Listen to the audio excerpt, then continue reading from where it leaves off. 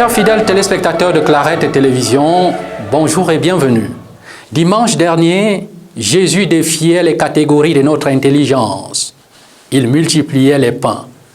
Ce dimanche, le 19e du temps ordinaire, année A, il défie les lois de la nature en marchant sur les eaux.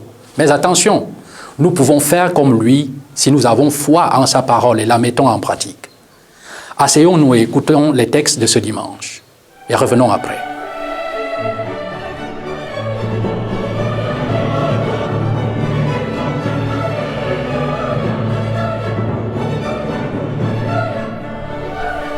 Le Seigneur soit avec vous et avec votre esprit. Évangile de Jésus-Christ selon saint Matthieu. Gloire à toi, Seigneur.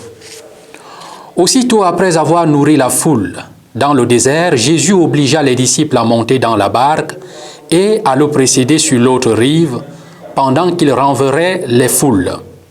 Quand il les eut renvoyés, il gravit la montagne à l'écart pour prier. Le soir venu, il était là, seul. La barque était déjà en bonne distance de la terre. Elle était battue par les vagues, car les vents étaient contraires. Vers la fin de la nuit, Jésus vint vers eux en marchant sur la mer. En le voyant marcher sur la mer, les disciples furent bouleversés. Ils dirent, « C'est un fantôme ». Pris de peur, ils se mirent à crier. Mais aussitôt, Jésus leur parla. « Confiance, c'est moi. N'ayez plus peur. » Pierre prit alors la parole. « Seigneur, si c'est bien toi, ordonne-moi de venir vers toi sur les eaux. » Jésus lui dit, « Viens. » Pierre descendit de la barque et marcha sur les eaux pour aller vers Jésus. Mais, voyant la force du vent, il eut peur, et comme il commençait à enfoncer, il cria, « Seigneur, sauve-moi » Aussitôt, Jésus étendit la main, le saisit et lui dit, « Homme de peu de foi, pourquoi as-tu douté ?» Et quand ils furent montés dans la barque, le vent tomba. Alors ceux qui étaient dans la barque se prosternèrent devant lui et ils lui dirent, « Vraiment, tu es le Fils de Dieu. » Acclamons la parole de Dieu.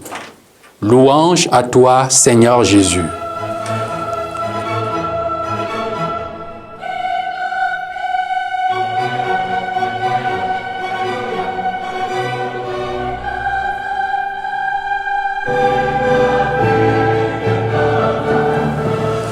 La grâce de Jésus le Christ notre Seigneur, l'amour de Dieu le Père et la communion de l'Esprit Saint soient toujours avec vous. Bien-aimés, chers frères et sœurs, nous célébrons en ce dimanche le 19e du temps ordinaire, année A. Il y a des moments où la vie ressemble à une mer déchaînée. Les vents contraires soufflent avec force, la maladie qui s'installe, les difficultés familiales, les soucis financiers, les déceptions, les épreuves de la mission, les conflits, la solitude ou encore la perte d'un être cher. Ces tempêtes ne préviennent pas, elles surgissent au cœur même de notre traversée lorsque nous pensions avoir le vent en poupe. Et dans ces moments-là, une question monte souvent au fond du cœur. « Seigneur, où es-tu » Les lectures de ce jour nous apportent une réponse pleine de tendresse. Dieu n'abandonne jamais les siens. Il est présent, mais pas toujours de la manière dont nous l'attendons, ni selon nos calculs, ni au moment où nous croyons en avoir besoin. Sa présence déjoue nos attentes pour mieux rejoindre notre foi, notre conviction. Et le prophète Élie en fait l'expérience sur la montagne à l'Horeb. Fatigué, découragé, poursuivi, il attend Dieu dans la puissance, dans l'ouragan qui fend les montagnes, dans le tremblement de la terre, dans le feu. Mais Dieu n'est ni présent dans le vent, ni dans le séisme, ni dans le feu. Il se manifeste dans le murmure d'une brise légère. Cette découverte bouleverse notre manière de chercher Dieu. Nous voudrions parfois des signes spectaculaires, des réponses immédiates et éclatantes. Le Seigneur, lui, choisit souvent le silence, la discrétion, l'intimité avec l'homme.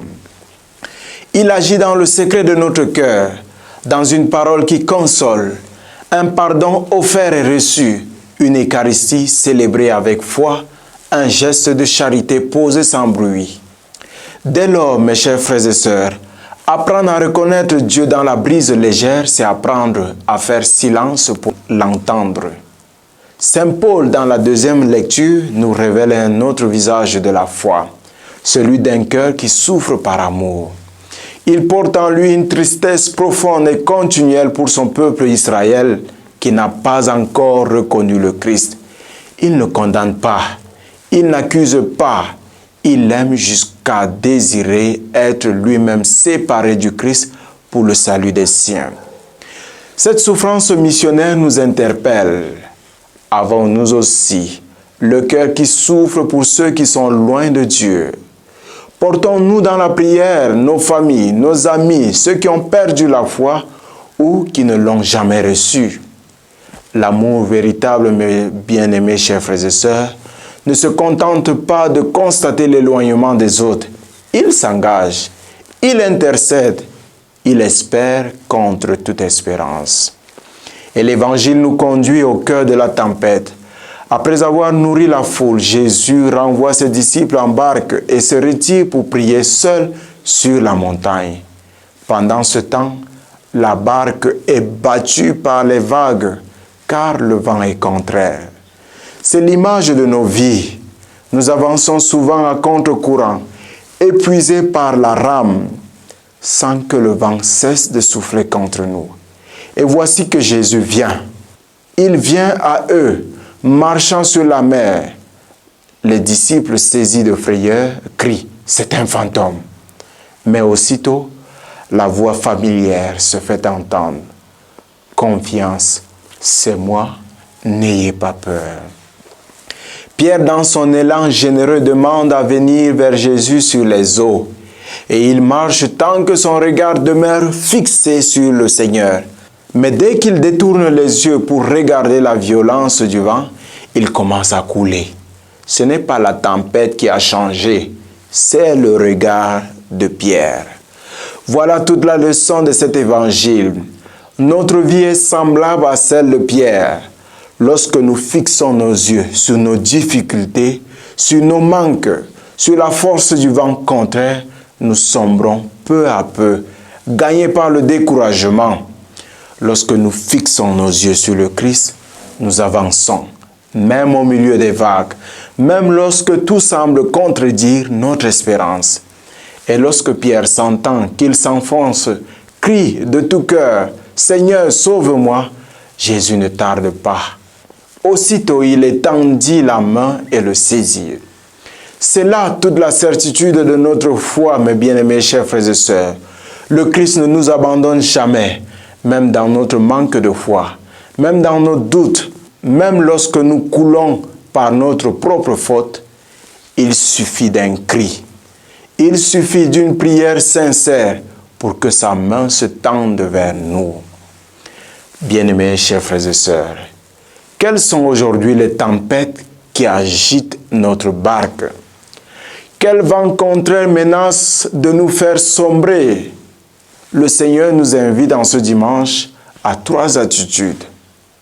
Premièrement, faire silence pour reconnaître sa présence discrète dans la brise légère de nos journées.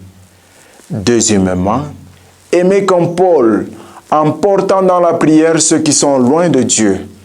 Et troisièmement, garder les yeux fixés sur le Christ plutôt que sur la violence de la tempête, en sachant qu'un simple cri suffit pour que sa main nous saisisse. Mes bien-aimés, chers frères et sœurs, que la Vierge Marie, elle qui a traversé bien de tempêtes sans jamais cesser de croire, nous apprenne à garder les yeux fixés sur son Fils. Qu'elle nous obtienne la grâce de reconnaître au cœur même de nos épreuves la voix qui nous dit encore aujourd'hui « Confiance, c'est moi, n'ayez pas peur.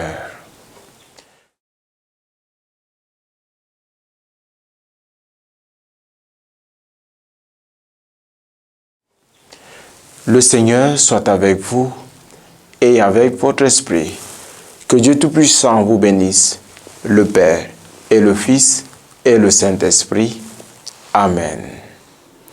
Après avoir écouté cette homélie, nous pouvons nous poser une question, celle de savoir jusqu'où peut aller la fermeté de notre foi, la fidélité de notre foi en Jésus-Christ. Pierre marche sur les eaux parce qu'il a cru en la parole de Jésus. Et une fois que le doute se réveille en lui, il commence à s'enfoncer. Veillons sur notre foi avec fidélité et fermeté.